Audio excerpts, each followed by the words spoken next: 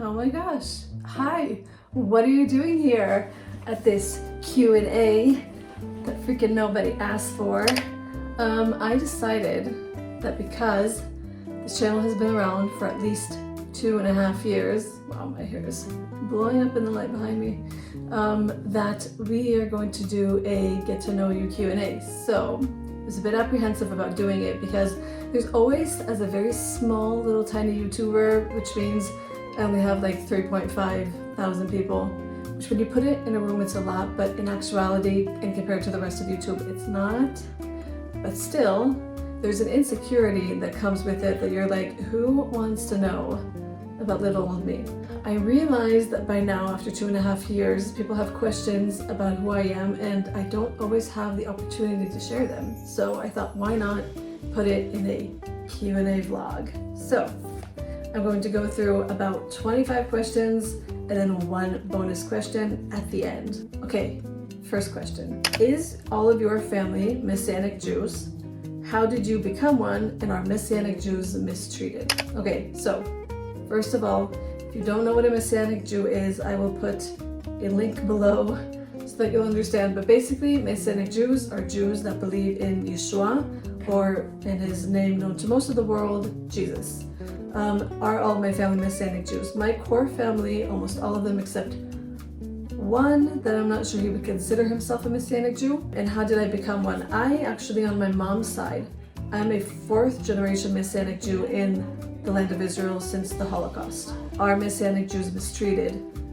Yes and no. We are only 20,000 in Israel. Sometimes people do go through persecutions, like their congregation buildings are burnt down, people like cancel them, do public shaming, try to boycott their businesses, stuff like that. But it's not everyone. I think for the most part people don't really know who we are and what we believe in, and they probably think we're just nice people. Ding. Okay, second question. What is your IDF experience? I actually do not have any IDF experience because when I was between the ages of 14, 15, 16, 17, 18, when one is supposed to go into their military service, I was actually very unwell in life. I was very depressed, very suicidal, I had a lot of anxiety. I'll link up here in a vlog part of what that was. So I didn't go to the army, but I have a feeling that if I did go to the army, I would probably be what's called a mashakit tash, which is something like an army social worker. Here's a lighter question. They asked about hobbies.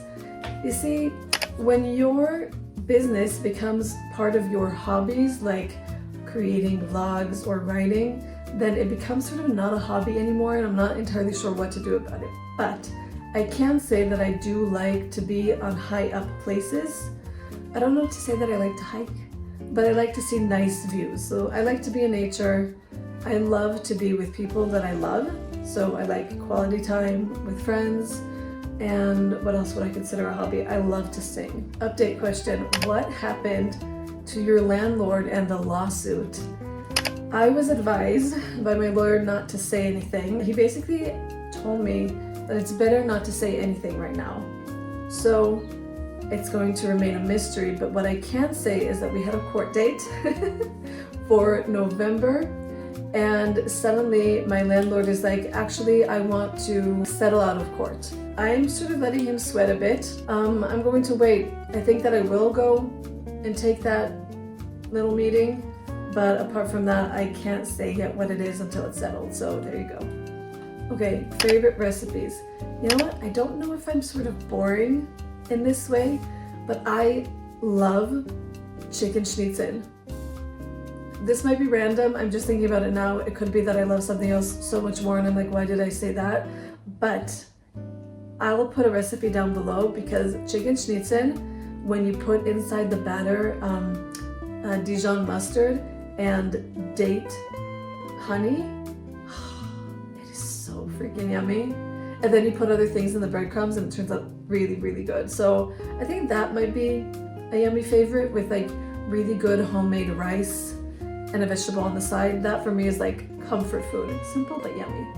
Okay, another fun question is choose any city to live in, and would you live in an apartment or a house? I think that I would live in Jerusalem. I love Jerusalem. I think it's my favorite city. I like the cozy vibe of an apartment, but I like a house if it has a backyard or a garden. Can I be spoiled? I will be spoiled. Also, the sun is going down. Maybe I'll turn on a light. Let's see how that looks like. Okay, we'll take it. New question.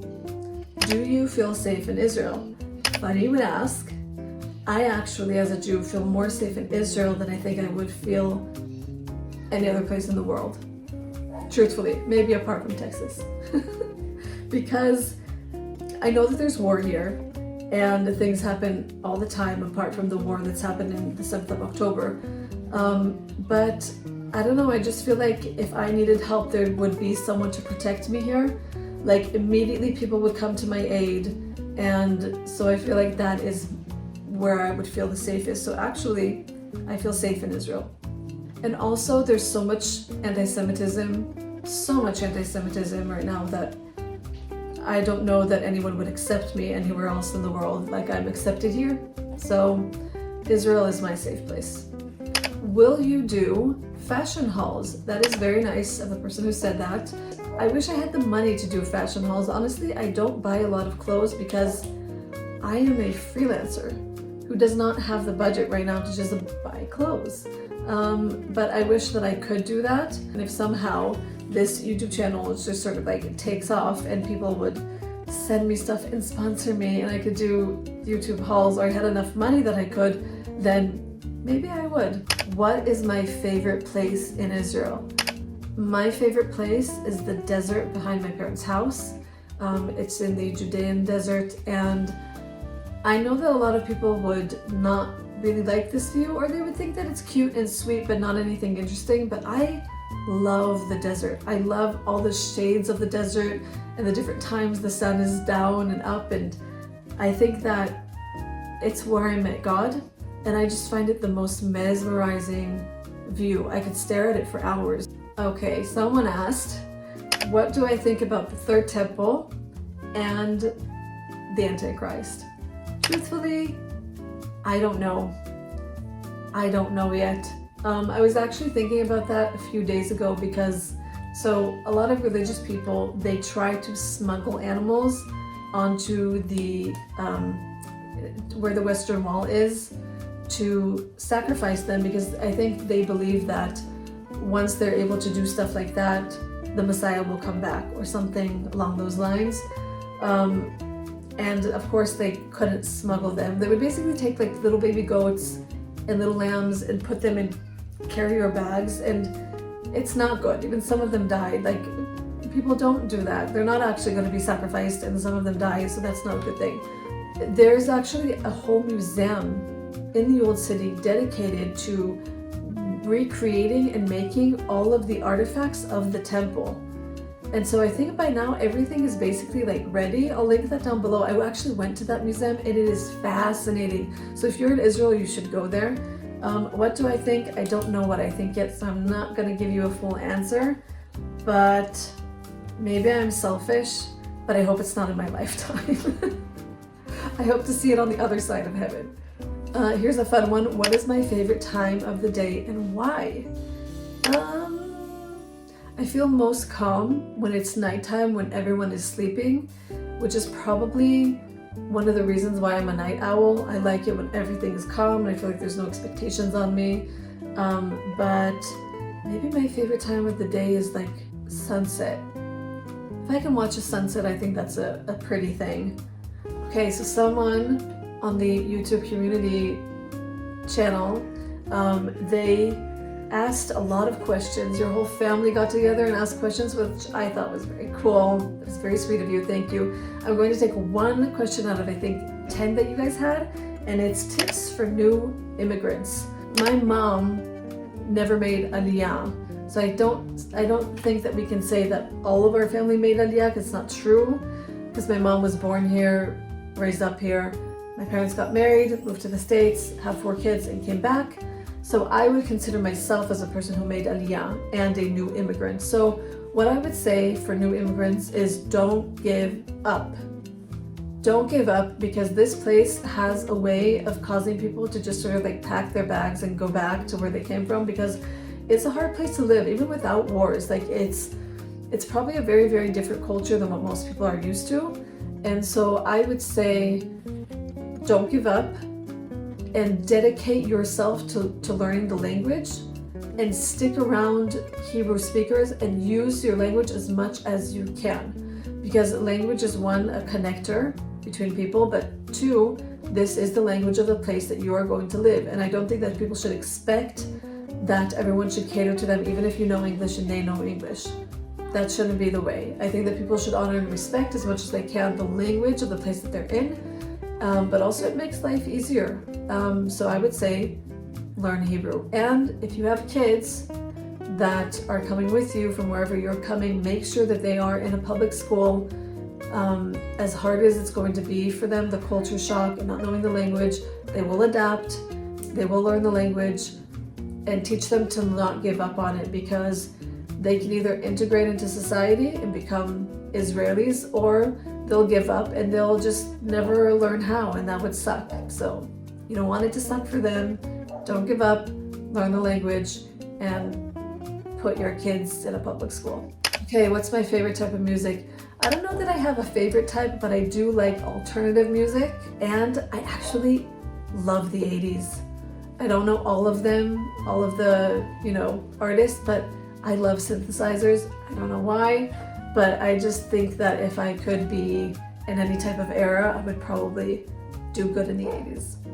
Which words would describe me best? That's a cool question. I think I'm loyal. I think I'm extreme, not always in a good way. And I think I am loving. I think too deeply. I think that can be a good thing and a not good thing, as you just saw. Favorite Bible story and greatest advice I've ever got. Favorite Bible story, I don't know that I have a favorite again, but I love the story of Joseph. I think that would probably be what I lean towards the most, because I just feel like he went through it with so much integrity, and his life also sort of worked with extremes, which my life does as well, and he had to stay in faith for a change. So I like that one. And then greatest achievement, gosh, choosing to live. Is that enough? Choosing to live when I was like super suicidal, I think that's an achievement that I'm alive. Okay, non-touristy spots in Israel. Any type of stream in the Judean desert. So anything around the Dead Sea, so Nachal Prat, En Prat, Vadi Jos is a good one. That is where I think those places are just absolutely stunning and beautiful, and they're not so touristy, and you would enjoy them. Try to come when after there's been a lot of rain, because then you'll have more water in them, whereas after there's not a lot of rain, the water goes down and then you have less to swim in, which is less fun. A serious and cool question: what unites Jews in the world?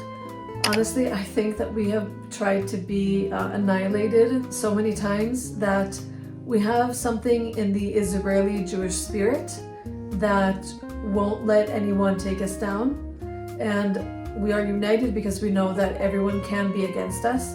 And if we are not for ourselves, then who will be for ourselves? So I feel like you can be Israeli, Jewish, and go anywhere in the world, bump into another Israeli or Jewish person, and just instantly feel like a togetherness.